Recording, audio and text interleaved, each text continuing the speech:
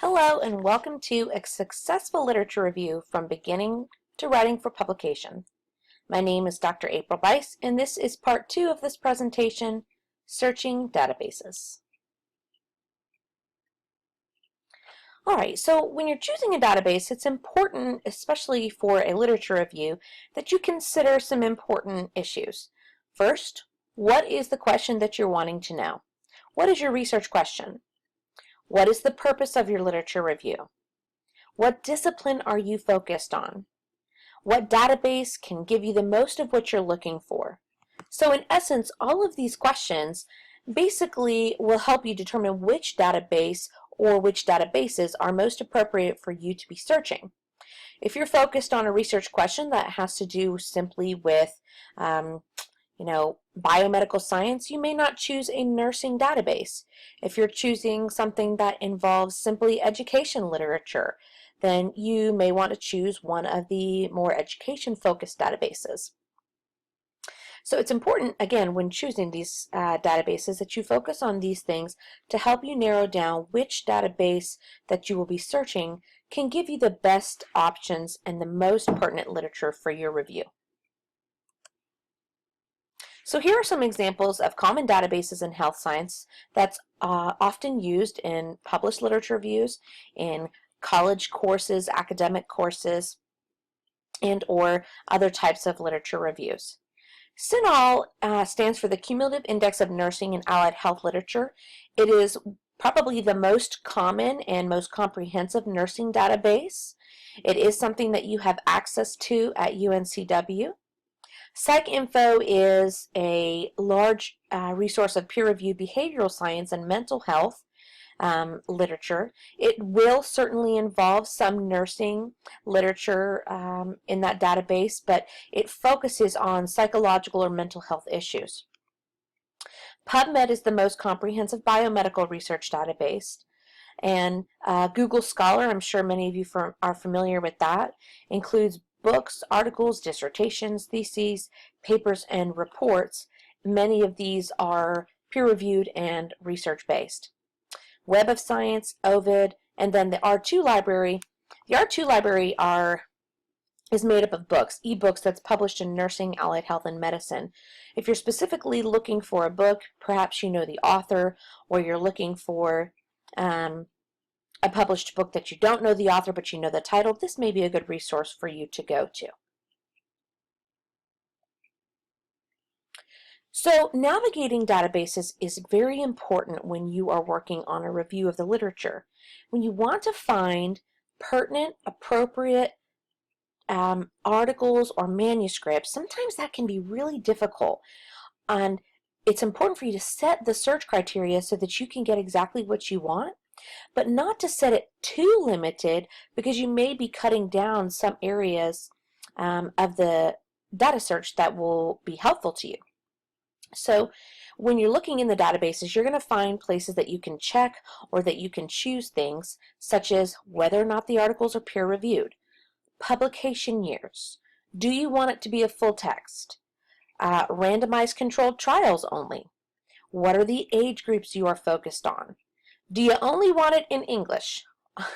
Obviously, if you can only speak English, then you probably want it to be published in English only, so you can choose a language. Is there a special interest, or do you know the author's name, but you're not really sure of the exact title? You can search by all of these criteria and make it easier for you when you're doing your review of the literature.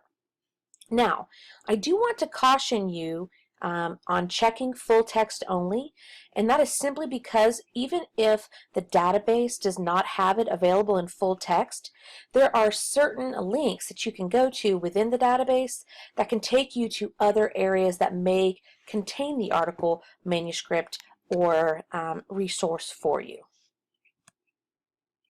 So here's an example of a CINAHL criteria and field options. You can see right here, this is basically where you will put your first keyword or search term. You can select a field option. In these field options, there's things like title, abstract, author, publication year. You can also use these functions over here, and, or not. These are important because they'll help you narrow down and or broaden your search when you're looking for the literature. Now, this is an example of a PubMed criteria and field options. And here you would just put what your search terms are. Well, you can also choose publication dates, the and or not functions. And one thing that PubMed does that I think is really nifty is it keeps track for you while you're in the database of the times and how many items that you found. So to help you kind of get an idea of how much literature you're looking at, do you need to narrow or broaden your search, things like that. So when you're choosing your key terms and keywords, that's really essential when you're wanting to find the literature that's most appropriate to your review. The field options back here, so these are the field options, are really important. You want to make sure you're utilizing those to the fullest extent and that you're utilizing them carefully and appropriately. You want to avoid using long terms. You're not going to put in a long question. You're not going to put in 6 words in your keywords search in the field options. You want to use shorter phrases, 2 to 3 words max, and separate those using the and or not functions, because that will help you to get the most out of your search. It's really important for you to read your abstracts. An article may look, based on what you see pull up in the database, that it's perfect and it works great. But again, if you've got that very strict exclusion and inclusion criteria, things that you cannot include based on what the article or what the author's aims of the research are, then you're not going to include them. So you want to read those short abstracts that will help you kind of weed out what literature is important, what you're not going to use, versus what works well. You do want to research, or you do want to include research, but you want to include informative articles if you're writing for publications, or a background section in the beginning of your papers, because these expert position statements or guideline papers published by certain organizations or national societies are really important and include a lot of really good information on culminated data and evidence. All right, so let's do a search of a database together.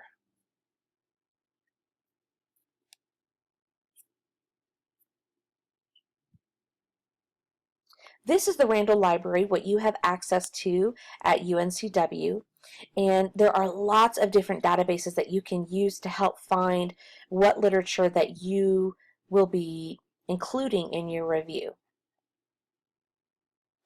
So let's just choose nursing. Okay.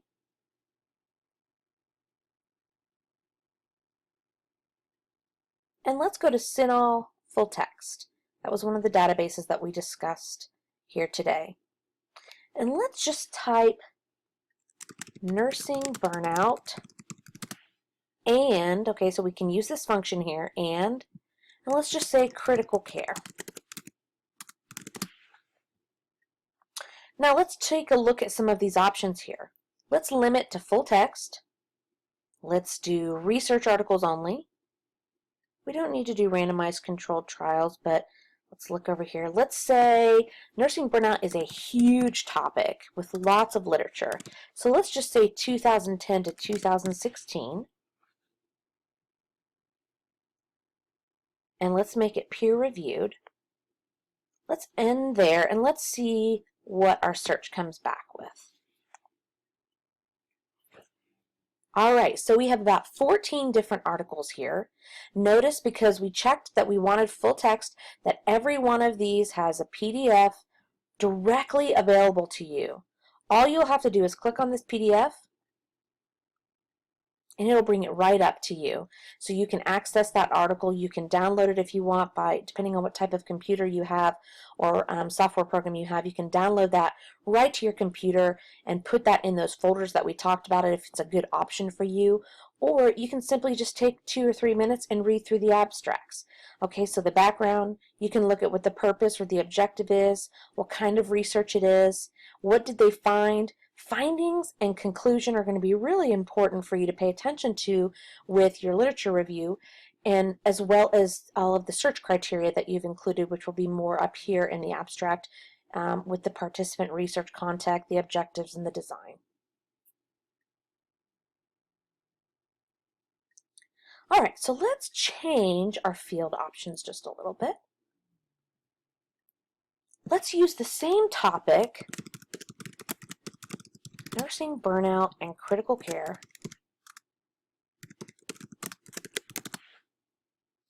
but let's not include full text. Remember me telling you that sometimes when you include full text, it kind of limits your options, and there may be a lot more research available to you that you can get, but if you make it full text, then it's only going to pull up what's available within CINAHL. All right, so here's some examples of things that are not full text, but maybe research articles or manuscripts that were not in your first criteria search. Okay, so let's choose number 4, burnout syndrome here in Greek intensive care nursing personnel. Now, if you're including international studies, which is perfectly fine for you to do, you do not have to include studies that are only conducted in the United States because it's pertinent. Studies are pertinent all over the world. Now, notice there's nothing here that says PDF full text or HTML full text. That's okay. Click on this little thing from at the bottom here that says get it from UNCW. Sometimes you'll get a pop-up note that says, I'm sorry, we don't have this access to this journal. Other times you will have it available. So let's take a look and see what this one has.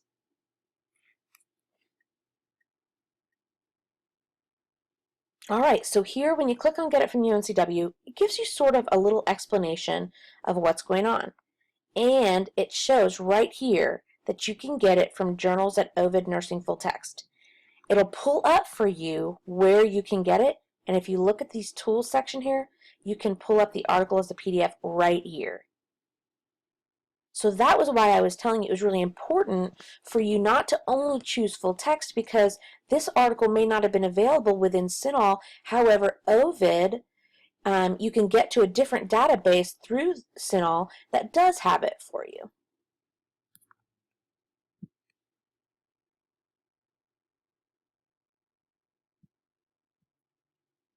All right, so back to our original list here.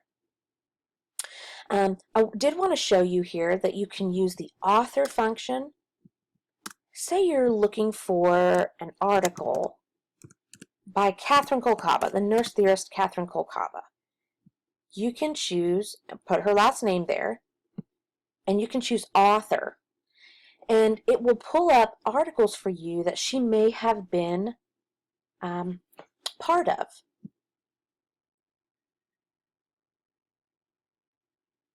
So see here, validation of the Holistic Comfort Questionnaire. Here's her name, Catherine Kolkaba. There's another one, Catherine Kolkaba. And obviously it's not only going to be Catherine Kolkaba, but whatever author it is, you may find that you have a really good author. Somebody says, hey, take a look at Catherine Kolkaba's research on comfort in the elderly, because she's really done a whole lot of work there. You may not know any titles, but if you can pull up her name plus the author, that will give you a good indication of what some of that research is. Some of the other things that you can search by is title. So if you know the exact title of a paper, you can put that in here, this title right here, and you can type in title here and search, and if the database contains it, it will pull it up for you. And there are also just many different things here that you can choose from with these search databases. But I did just want to go over a little bit of that information for you and let you know that searching databases can be really simple, and it can certainly be very helpful for your literature review. If you have any questions about this portion of the presentation, my email is listed at the beginning of this presentation on page 1. Again, my name is April Bice. Thanks so much for tuning in, and have a great day.